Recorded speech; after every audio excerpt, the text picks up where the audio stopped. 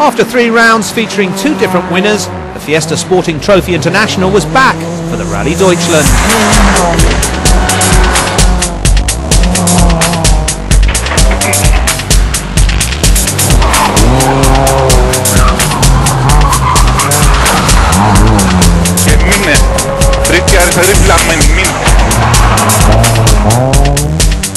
Going into round 4, it was Italy's Alessandro Bottega who topped the drivers' standings. He'd won round 2 of the series, the Rally de France in Corsica, and then followed that with a victory in the Rally d'Italia in Sardinia. 7 points behind him in the championship standings was France's Mathieu Biassion, winner of the opening round in Spain. So going into Germany, it was Bottega leading on 26 points, Biassion in 2nd place with 19, and Luxembourg's fast improving Gilles Chamel in 3rd place on 15. The Rally Deutschland would be the final tarmac event in this 6-round series and was set to offer a very technical challenge to the drivers. It included new competitor Emma Gilmore from New Zealand. Gilmore and co would face an event which some reckon to be the most challenging on the WRC calendar. The Rally Deutschland was based around the city of Trier, famed for being the oldest city in Germany. 19 stages faced the drivers in 3 very distinct areas. Day 1 would see narrow twisty vineyards with hundreds of hairpin bends. Day 3 would have fast smooth stages similar to Spain's Rally Catalunya. But Day 2 would be the biggest test of all. The drivers set to take on the military roads of the Baumholder area, normally reserved for tanks and banked by concrete Hinkelsteins. And in the wet, these roads would be even more dangerous. Leg 1 of Rally Deutschland, 8 stages, 133 kilometres, and a high possibility of unpredictable weather, meaning tyre choice would be crucial. Rookie Emma Gilmore was driving her first tarmac event in the Fiesta ST. She finished the day's morning loop in 5th place overall, but then dropped to 7th place on the afternoon stages when she lost grip and crashed into a roadside barrier. A tough first day for the Kiwi driver.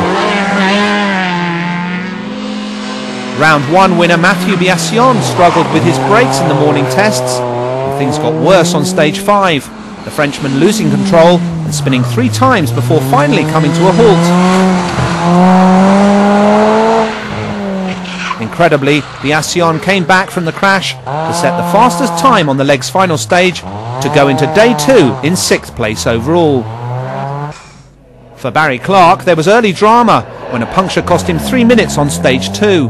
The young Brit, though, hitting back, winning stage 5 by 30 seconds to move up to 4th place on the leaderboard.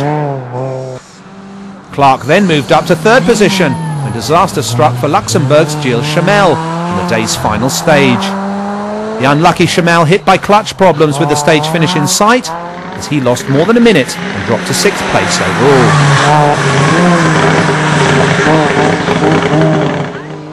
Lambros Athanassoulas had no such problems on Day 1. With most of the crews opting for slicks for the afternoon stages, Lambros went with intermediates, and his caution duly paid off as the rain came down. The Greek driver going into Day 2 just 10 seconds behind the rally leader. So after 133 kilometres of fiercely competitive rallying, it was Italy's Alessandro Bottega who would lead the drivers into Leg 2. Unlike a lot of other drivers, Bottega making the right tyre choice and pushed his Fiesta to the absolute limit. So only 10.9 seconds separating Bottega and Athanassoulas, with Barry Clark occupying 3rd place over 2 minutes back. Not a good first day for Kali Keskinen, who suffered huge time loss due to a puncture and retired for the day after stage 3. Alessandro, you're leading the Fiestas, but only by 10.9 seconds. Yeah, Lambros is just behind, but okay, we've got still 2 days to go, so tomorrow will be a hard battle with him. The Baumholder military range was the Day 2 challenge, over 148 kilometres of broken asphalt and the ominous Hinkelsteins at the side of the road. Kiwi Emma Gilmore pushed hard early on Day 2, only to be slowed by this puncture on stage 9. Gilmore losing more than a minute, but able to continue. The biggest challenge for the Fiestas on the second day was the 30 kilometers Panzer Plate test.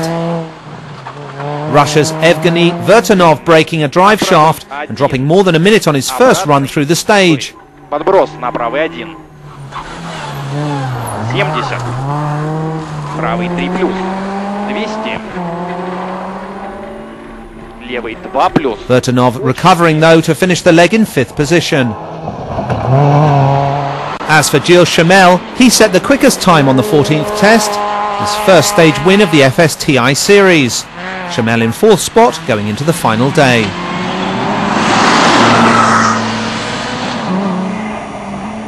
A solid performance came from Barry Clark on day 2, setting scratch times on 9, 10, 11 and 13 to go into leg 3 in 3rd place, 3 minutes 43 seconds off the lead.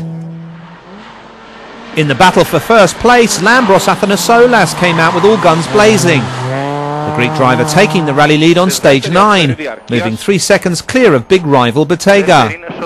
That lead though would be short-lived. Lambros's intermediate tyres overheating in the drying conditions, and he would face 1 or 2 tricky moments before finishing the day in 2nd.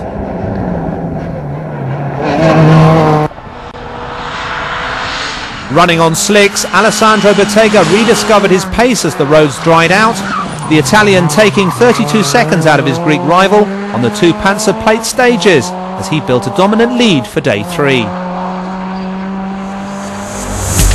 Bettega then looking good with a lead of 37.9 seconds over Athanassoulas, but that was until disaster struck on the final road section back to service. Lambros ended day 2 of Rally Deutschland, and you're still in 2nd. The gap's a little bit bigger now between you and Bettega, but we've just seen him being pushed in, so maybe a little bit of hope. I don't know what's going on with Bettega. He had a problem in the Liaison stage, and maybe he's a bit late in the service. I don't know what the penalty will be, but yes, with the times we are 2nd now, and we are very happy for that. You're still leading, but the car was pushed into service. What happened? We are not leading at the moment because we arrived 5 minutes later. So the general classification says that we are leading, but we are now 2nd. The problem was the temperature of the engine was going very high, and we had to stop and remain there some minutes, then start again and try to refresh the engine, and we arrived late.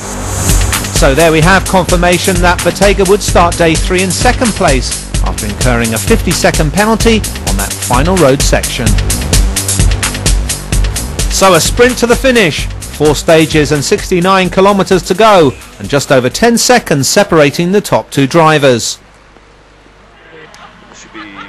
And what a dramatic last leg! Matthew Biassion pushing Barry Clark all the way for 3rd, only to miss out by 0.8 seconds.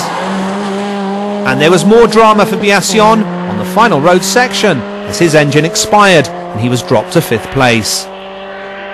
Bad luck there for Biassion, but it was Barry Clark who would take the 3rd podium spot. A real gutsy performance from the British driver, who lost more than a minute when his engine mount broke on stage 17.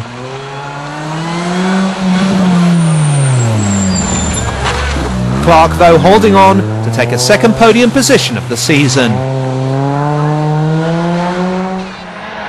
The battle for first place would also go right to the wire, and it was Italy's Alessandro Bettega who missed out. Bettega taking 2nd, 21.6 seconds off the winning pace. And that winning pace was set by Rally's overnight leader, Lambros Athanassoulas. Impressive driving from the young Greek, who was under real pressure on the rain-affected final stage, which he drove on slicks, and Bettega on intermediates. Athanassoulas though conceding just 4.6 seconds to his big rival as he took a fantastic first ever FSTI victory. So there we have it, Athanassoulas coming out on top after a real battle in Germany. 21.6 seconds the margin between him and Bettega, with Clark in 3rd place and Luxembourg's Gilles Chamel finishing 4th. Congratulations, your first ever victory on a very difficult and tough rally. It's my first victory. I'm so happy, so delighted. You know, the last 3 races couldn't make it to the finish because of problems with the car, but actually here it is, and we're first. Athanassoulas' victory here moves him up to third place in the drivers' standings on 22 points. But it's Bettega out in front on 34, and he now looks the favourite for that top prize of a JWRC drive in 2007. So as the last tarmac event ended in Germany, next up for the Fiesta Sporting Trophy International, the Gravel Challenge in Rally Finland.